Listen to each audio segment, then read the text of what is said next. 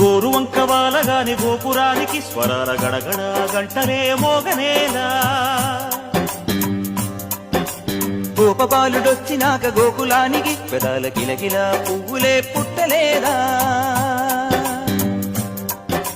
బాలకృష్ణుడొచ్చినప్పుడే వయ్యారి నందనాలు నాట్యమాడగా, వారసుని చూసినప్పుడే వరాల వాంఛలన్నీ పల్లవించగా, నందుడింట చిందులేసే అందమైన బాలుడే తనవాడై. గోరువంక వాలగానే గోపురానికి స్వరాల గణగణ గంటలే మోగనేలా.